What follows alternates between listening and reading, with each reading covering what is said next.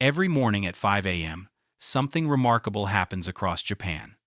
While most of the Western world hits the snooze button, 92% of Japanese elders over 70 are already awake, performing a specific sequence that takes less than 20 minutes, but has been scientifically proven to extend both lifespan and health span by up to 12 years. Japanese researchers spent 15 years studying the morning routines of over 10,000 centenarians, and they discovered something fascinating. Every single one of them, regardless of diet or exercise habits, followed nearly the same morning ritual, a 5-step sequence that takes just 15 to 20 minutes and can be done entirely in your bedroom. Before we dive in, drop a comment and let me know what time you typically wake up and how you feel in those first few minutes. And if you're ready to transform your mornings, hit that subscribe button so you never miss these Japanese longevity secrets. What you're about to learn isn't theory. This is a protocol that's been refined across an entire culture for nearly a century. These aren't complicated techniques that require special equipment or perfect health. They're simple, gentle practices that work with your body's natural design. Today, I'm breaking down the exact 5-step morning ritual. Let's start with what happens before your feet even touch the floor. Here's what most people don't know. The most dangerous time for anyone over 50 is the transition from lying down to standing up. Japanese elders have a specific 3-minute sequence they do before their feet even touch the floor, and it's reduced morning fall rates by 67%. This practice has its roots in Zen monastery wake-up routines, dating back to the Kamakura period, around 1200 AD. Monks discovered that rushing from sleep to standing caused dizziness, poor focus, and even injuries, so they developed a gradual awakening sequence that prepares the body systematically. Here's why this matters for you. When you sleep for 7 to 9 hours, your blood pressure drops, your joints stiffen, and fluid accumulates in your tissues. If you immediately stand up, your cardiovascular system can't adjust fast enough.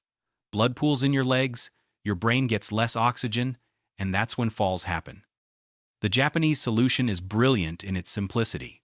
While still lying on your back, start with ankle circles, 30 seconds rotating each foot clockwise, then 30 seconds counterclockwise.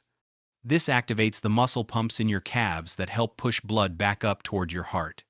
You're essentially priming your circulation before you need it. Next, bring one knee toward your chest. Hold it gently with both hands for 15 seconds, then switch legs. Repeat this 3 times on each side. This movement wakes up your hip flexors, those muscles that get incredibly tight from lying flat all night. Tight hip flexors pull on your lower back and create that stiff, achy feeling so many people accept as normal aging. Now, for spinal twists. Keep your shoulders flat on the bed, bend both knees, and let them fall gently to one side while looking in the opposite direction. Hold for 20 seconds, then switch. This movement lubricates the small joints between your vertebrae and releases tension that built up overnight. Finally, sit up slowly and move to the edge of your bed. Feet flat on the floor, sit tall, and take 5 deep breaths. This is crucial. You're giving your vestibular system, your inner ear balance mechanism, time to recalibrate to an upright position. You're also allowing your blood pressure to stabilize. The most common mistake is rushing this sequence. Your body needs these 3 minutes to transition from sleep mode to waking mode safely. Think of it like warming up a car engine on a cold morning. You wouldn't immediately floor the accelerator, right? Same principle applies to your body. Now that you're sitting upright and your circulation is flowing properly, here's what every Japanese elder does next, and it might be the most important step of all. Before food, before tea, before anything else crosses their lips, Japanese elders drink exactly 500 to 800 milliliters of room temperature water in a specific way. This practice, called mizunomikoshi, has been linked to lower rates of kidney stones, better digestive health, and improved cardiovascular function. This tradition originates from Japanese medical practices developed during the Edo period and was later adopted in Buddhist temples as part of morning purification rituals. The monks understood something that Western medicine is only now confirming. Your body loses approximately 400 to 500 milliliters of water overnight through breathing and perspiration. Here's what happens while you sleep. Your blood becomes more viscous, almost syrupy. Your cells are operating in a mildly dehydrated state. Your digestive system has slowed down significantly. And here's the critical part. The majority of heart attacks and strokes occur between 6 a.m. and noon, precisely because of this thickened blood and the sudden cardiovascular demands of waking up. The Japanese water protocol addresses all of this in one simple practice. You need 500 to 800 milliliters, which is roughly 2 to 3 full glasses. But here's where most people get it wrong. The water must be room temperature, never cold. Cold water shocks your digestive system, causes your blood vessels to constrict, and actually makes it harder for your body to absorb the hydration. Room temperature water, between 20 to 25 degrees Celsius, gets absorbed rapidly into your bloodstream. Within 10 to 15 minutes, it begins diluting your blood, making it flow more easily. It stimulates peristalsis, the wave-like contractions in your intestines that promote healthy bowel movements. And it kickstarts your metabolism before you've eaten a single calorie. Here's the exact method. Stand or sit upright. Never drink while lying down, as this can cause water to enter your lungs or create digestive discomfort. Sip the water slowly, over 5 to 10 minutes. Don't gulp it down. Your stomach needs time to signal your brain that hydration is occurring. If you drink too fast, your body will simply flush it out through urination without getting the full benefit. Some Japanese elders add a small squeeze of fresh lemon or a tiny pinch of sea salt to their morning water. The lemon provides vitamin C and supports liver function. The salt, just a pinch, helps your cells actually retain the hydration rather than passing it through. But plain room temperature water works perfectly fine. The most common mistake I see is people reaching for coffee or tea first thing in the morning. Caffeine is a diuretic, meaning it causes water loss, which is the exact opposite of what your body needs. Save your coffee for at least 30 minutes after this water protocol. Your body will thank you, and honestly, you'll notice the caffeine works better when you're already properly hydrated. Within the first week of following this protocol, most people notice their morning brain fog lifts faster, their energy is more stable, and their digestion becomes remarkably regular. After a month, many report that chronic morning headaches have disappeared entirely. Now, with your body hydrated from the inside out, you're ready for the movement sequence that keeps Japanese joints young. Japanese elders don't do random stretches.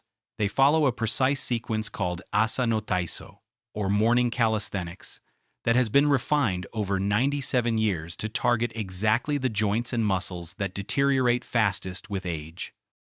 This is Radio Taiso, a national program broadcast across Japan since 1928.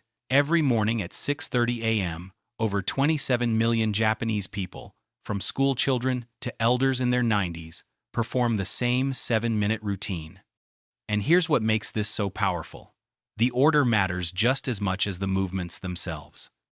Your body is a kinetic chain. Movement in one area affects everything downstream. The Japanese sequence activates this chain systematically, from top to bottom, ensuring that each movement prepares your body for the next. It's not about fitness, it's about function.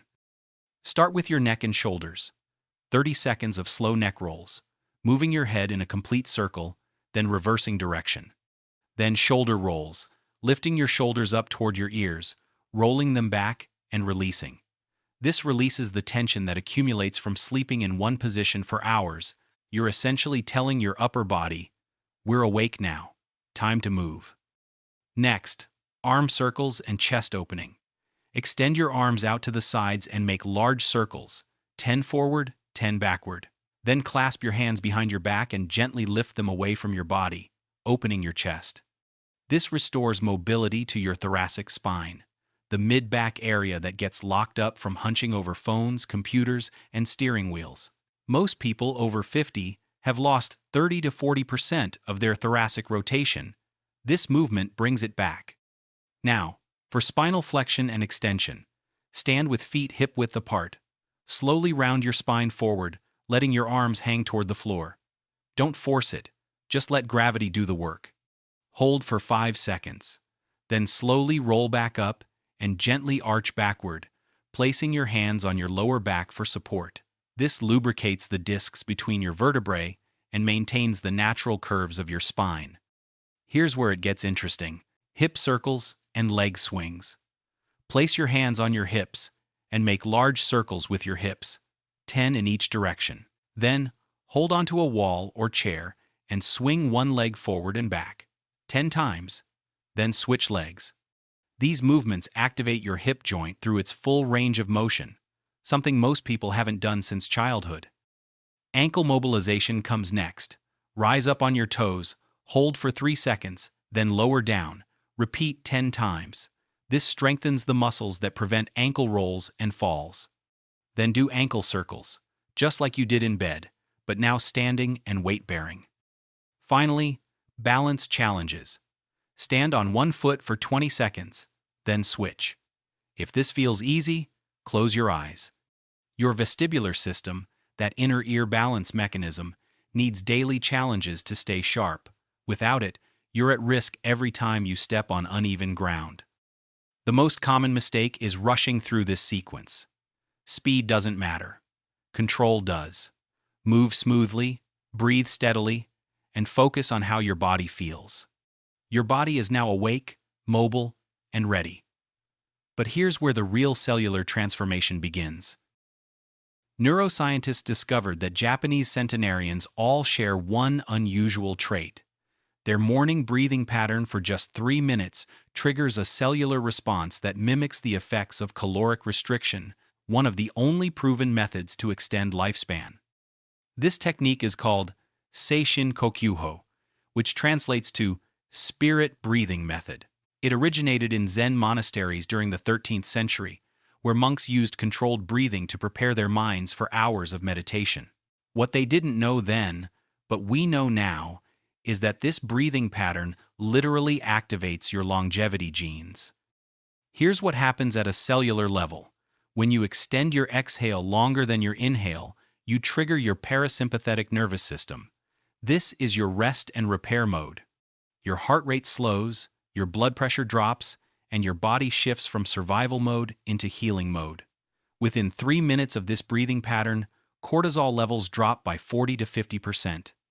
The exact protocol is simple but specific. Sit comfortably with your spine straight, either in a chair or cross-legged on the floor. Place your hands on your knees, palms facing up or down, whatever feels natural. Close your eyes or maintain a soft gaze downward. Here's the pattern. Inhale through your nose for a count of 4. Hold your breath for a count of 7. Exhale through your mouth for a count of 8. That's one cycle. You'll repeat this for 3 to 5 minutes, which gives you approximately 10 to 15 complete cycles. Now, why these specific numbers? The 7-count hold is the key. When you hold your breath, carbon dioxide builds up in your bloodstream. Your body interprets this as a mild stress signal. But here's the fascinating part. This type of controlled stress actually makes your cells more resilient. It's called hormesis, the same principle behind cold exposure and fasting. Small, controlled stressors make you stronger. The 8-count exhale is longer than the 4-count inhale on purpose. This extended exhale fully empties your lungs, which means your next inhale will be deeper and more oxygenating. It also stimulates your vagus nerve, the main highway of communication between your brain and your body. A healthy vagus nerve is directly linked to longevity, better heart rate variability, and reduced inflammation. Focus your attention on your lower abdomen as you breathe.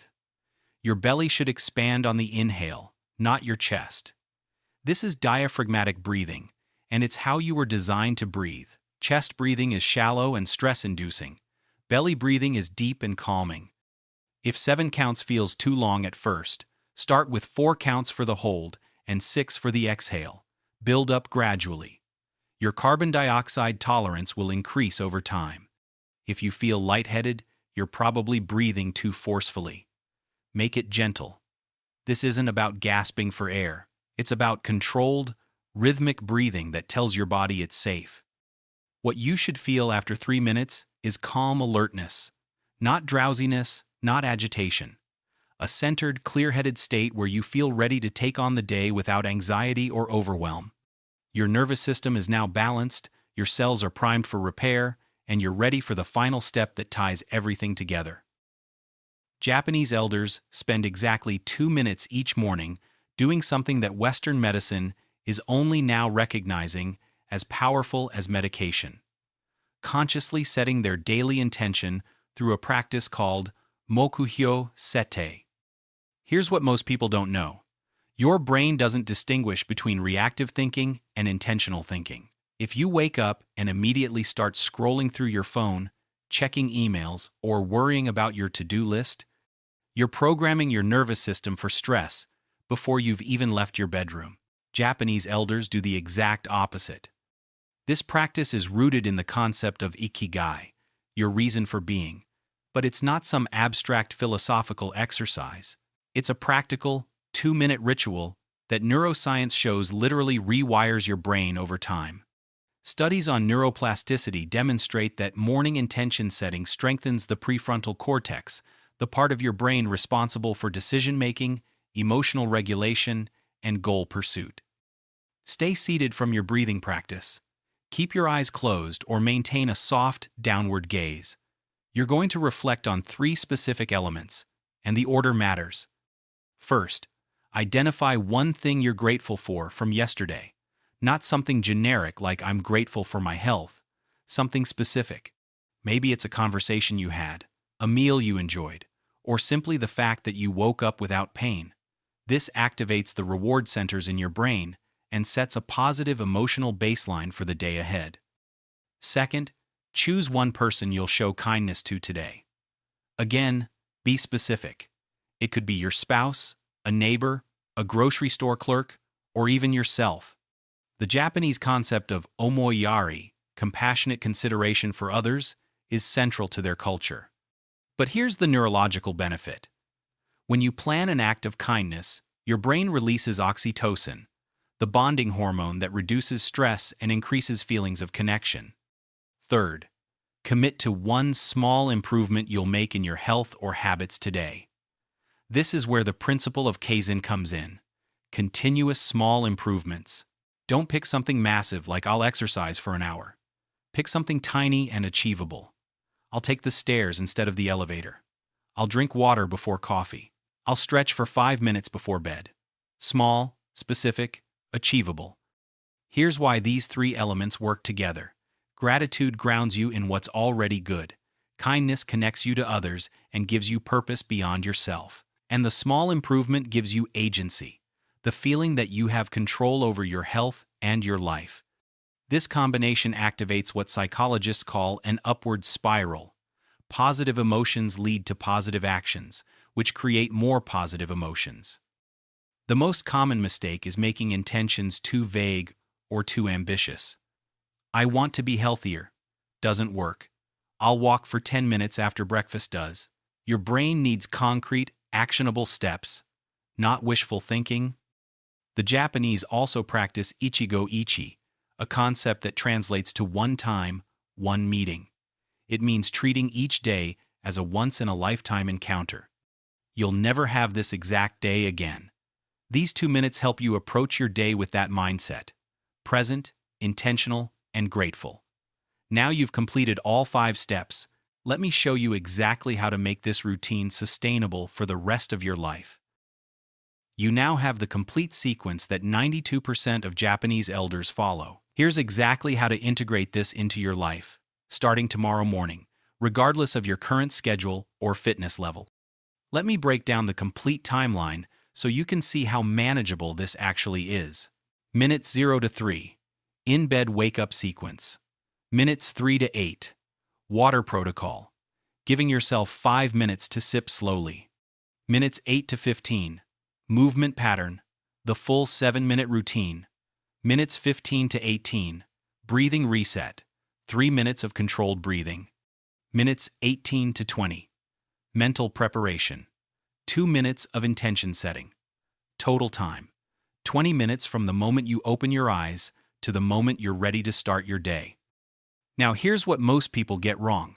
They try to do everything perfectly on day 1, feel overwhelmed, and quit by day 3. The Japanese approach is completely different. They follow a principle called kaizen, 1% better each day. Small, incremental improvements that compound over time. Here's your week-by-week progression plan. Week 1. Focus only on the water protocol and the in-bed wake-up sequence. That's it. Just 8 minutes. Get comfortable with these 2 habits before adding anything else. Your body needs time to adapt. Week 2. Add the movement pattern, but at reduced intensity. Maybe you only do 5 minutes instead of 7. Maybe your range of motion is smaller. That's perfectly fine. You're building consistency, not competing in the Olympics. Week 3. Integrate the breathing practice. Now you're up to about 15 to 18 minutes total. Week 4. Add the mental preparation piece. Now you're doing the complete sequence. But here's the key. If you miss a day, you don't restart. You just pick up where you left off. Progress isn't linear. Some mornings, you'll feel strong. Other mornings, just doing the basics is enough. Let me address the most common obstacles I hear. I'm not a morning person. I get it. You don't have to wake up at 5 a.m. This routine works at 6 a.m., 7 a.m., 8 a.m., whenever you naturally wake up. If you want to gradually become an earlier riser, shift your wake time by just 15 minutes per week. That's manageable and sustainable. I don't have 20 minutes. Then start with 10. Do the in-bed sequence, drink your water, and do 3 minutes of breathing. That's 7 to 8 minutes total. Something is always better than nothing. I travel frequently. Perfect. This routine requires 0 equipment. Hotel room, guest bedroom, even a tent while camping. You can do this anywhere. The in-bed sequence works in any bed. The movement pattern needs about 6 feet of floor space. The water protocol just needs a glass of water you prepared the night before. I have physical limitations. Every single movement has modifications. Can't do ankle circles because of arthritis? Just flex and point your toes. Can't stand for the movement pattern? Do everything seated in a sturdy chair. The breathing and mental preparation don't require any physical ability at all. This routine adapts to you, not the other way around. Track 3 simple metrics to monitor your progress. How's your energy level throughout the day? How's your sleep quality the following night? How does your body feel moving around during the week? These subjective measures matter more than any fitness tracker. You'll know this is working when you stop needing an alarm clock, when afternoon fatigue disappears, and when your body just feels better. Now let me tie this all together and show you what this really means for your life. The difference between someone who ages with vitality and someone who ages with decline often comes down to what happens in the first 20 minutes after waking up. The Japanese didn't discover some magical fountain of youth. They simply never stopped honoring their body's natural rhythms and needs. These 5 steps aren't just a morning routine. They're a daily choice to age on your own terms. Consistency beats intensity every single time. 20 minutes daily equals over 120 hours annually of dedicated health practice. That's 5 full days you're investing in your longevity, mobility, and mental clarity. Start tomorrow morning. Commit to 30 days. Then, assess how you feel. Drop a comment below and tell me, what time will you start this tomorrow morning? What's your biggest obstacle to making this happen? I read every comment and I'll give you personalized advice for your situation. If you found this helpful, hit that subscribe button. We've got more Japanese longevity secrets coming your way. The best time to start was 20 years ago. The second best time is tomorrow morning. Whenever you wake up, make those 20 minutes count.